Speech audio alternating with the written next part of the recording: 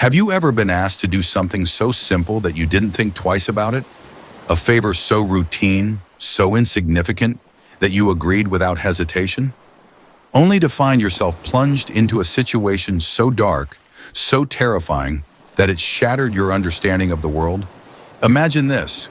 Your best friend asks you to feed their dog while they're out of town. Easy, right? You've done it before. Nothing unusual. But when you step inside their house, expecting to be greeted by a happy pup, you find something else instead. Something that shakes you to your core.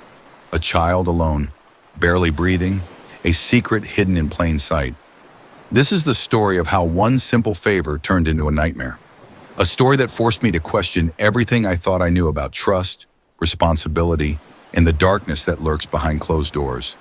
The message that started it all. It was an ordinary Thursday morning.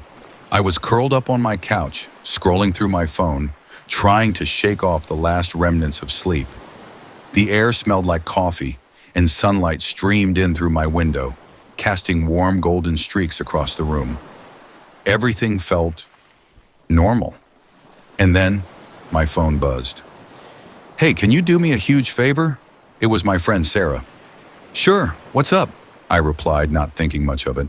Sarah and I had known each other for years. We weren't inseparable, but close enough that favors were exchanged without a second thought. "I'm heading out of town for a few days. Can you feed Max while I'm gone?" Max was her dog, a friendly golden retriever who loved belly rubs and had a habit of knocking over trash cans. Watching him wouldn't be a big deal. "Of course." "No problem," I typed back. She sent a quick, "Thank you," followed by, "I left everything in the kitchen for you. Just let yourself in." I glanced at the clock. I had a bit of free time before work, so I figured I'd swing by, feed Max, and be done with it. Little did I know, I wasn't walking into a simple favor. I was walking into something that would haunt me forever. Something felt off. Sarah's house was only a 10-minute drive away. A quiet neighborhood, neatly trimmed lawns, a place where people waved at you from their porches. But as I pulled up to her driveway, an odd feeling settled in my chest. I couldn't place it at first, just a subtle unease, like something was off. Max's usual spot in the yard, where he loved to sunbathe, was empty. That was strange. He always greeted people at the fence, tail wagging, excited to see anyone who passed by. But not today. I shook off the feeling. Maybe he's inside, I reasoned. I walked up to the front door and knocked. No response. "Sarah," I called, though I knew she was gone. Silence. The door was unlocked, just as she said it would be. I turned the knob and stepped inside. Immediately, I noticed something wasn't right. The air inside was thick, stale, the kind of air you get when a place has been shut tight for too long. There was a faint smell lingering, something musty, sour. I wrinkled my nose but tried to ignore it. I expected Max to come running the moment I entered, but he didn't. "Max," I called, moving deeper into the house. No response. And then, as I passed the hallway, I saw it. The door to the small bedroom at the end was cracked open. A shadowy gap. Something about it made my stomach clench. A chill ran down my spine. The terrifying discovery. I stepped toward the door, hesitant, my heart hammering against my ribs. I knocked softly. "Hello?" Nothing. Slowly, I pushed the door open, and that's when I saw him. A little boy, lying on the bed, motionless, barely breathing. My stomach twisted into knots. His face was pale, so pale it was almost gray. His lips had a bluish tint. His body was thin, fragile, like he hadn't eaten in days. His chest rose and fell in shallow, uneven breaths. I took a step closer, my hands shaking. Hey, are you okay?"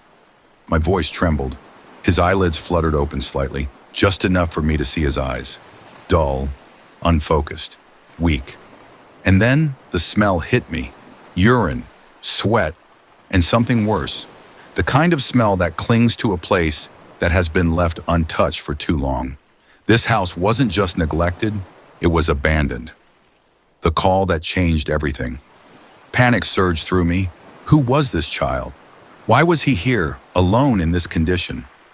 I rushed to his side, gently shaking his shoulder. "Hey, can you hear me?" No response. My breath caught in my throat. I scrambled for my phone, my fingers fumbling as I dialed 911.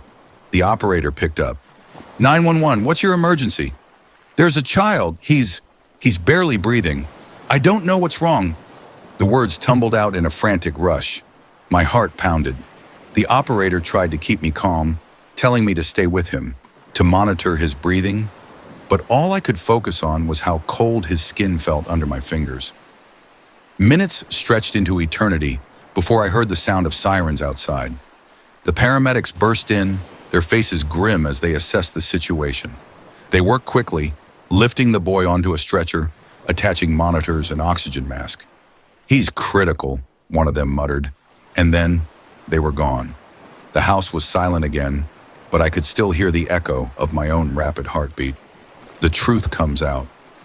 In the days that followed, the truth began to unravel.